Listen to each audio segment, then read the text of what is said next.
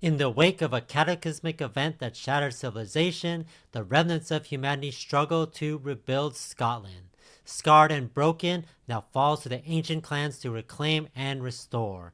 As a leader of one of these clans, you'll compete for dominance, strategically vying for control of the land and raising formidable castles as symbols of your power and resilience. Today we're going to check out Rebirth by Reiner Knizia, a 2 to 4 player tile placement game that takes about roughly 60 minutes to play. The goal of this game is to score the most points by placing tiles to build energy farms, food farms, and settlements. You can also gain additional points by completing missions, gaining control of castles, and opening ports. Now let's get to the table and learn how to play. To set up, put the board in the middle of the table. There are two sides, Scotland and Ireland. For this video, and if it's your first time playing, we suggest you use the Scotland side. Shuffle the mission cards together to make a deck. Then everyone chooses a color and places their scoring counter on the 0. Place your clan boards and all castles and cathedrals of your color in front of you, with the scoring achievement blank side up. If you're playing with 2 players, use 32 tiles of any unused color and place these face down on spaces marked with this yellow hex. Each player collects all the tiles of their color, and if you're playing with 4 players, return the following to the box: 3 energy tiles, 3 food farm tiles, and 1 settlement of each value. Now each player places their tiles face down in front of them. Everyone draws 2 tiles privately and places them face down on the board. These won't be used in the game. This is done to randomize the setup for each player, so there's a little asymmetrical difference between the players. Then draw 1 tile to your hand, but don't show anyone. Player who last visited Scotland and saw the Loch Ness Monster gets to go first. What you're trying to do in this game is build energy farms and food farms and establish settlements. There's also private missions from cathedrals, castles to gain control from, and opening ports. And the end game is triggered when everyone is done placing their tiles. On your turn, you'll do 3 things. First, you'll place your tile from your hand to the board. Second, you'll score your tile. And third, you'll draw 1 tile back to your hand. Easy enough?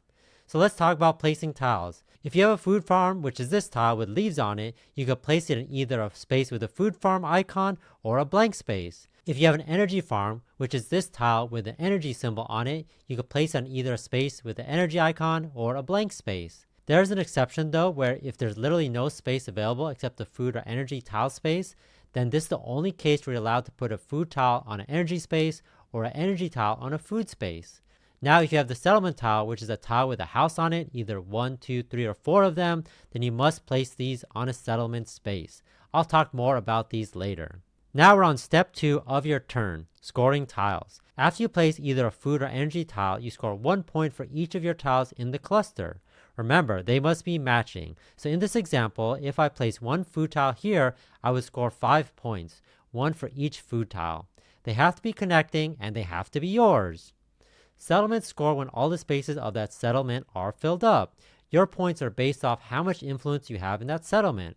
There are small, medium, and large ones, each scoring different amounts of points depending on the size. For ties, they favor the player who put their tile there first. If you ever place a tile in a port, you merely gain 1 point. There's even an icon on the board to remind you. There are several castle spaces on the board, and in order to control them, you have to occupy the most spaces adjacent to that castle space. Once you have the most, place your castle on that space to signify you control it.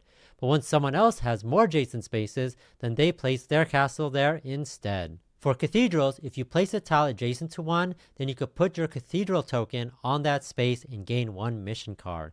There's a bunch of different mission cards in the game, like this one, Blair Castle, which gives you 5 points if you occupy the most spaces adjacent to Blair Castle. Or most ports, where you get 5 points if you occupy the most port spaces. Then finally it's step 3, where you draw 1 tile. The game ends when everyone has placed their tiles on the board. Time to score!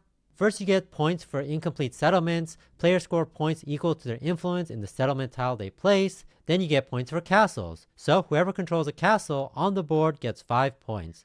Then finally reveal and score your mission cards if you satisfy the conditions. That's it! The player with the most points wins. Tile-laying fans rejoice. Reiner Knizia has done it again. Rebirth is here to revitalize the genre with its clever mechanics and the breathtaking world crafted by Mighty Boards.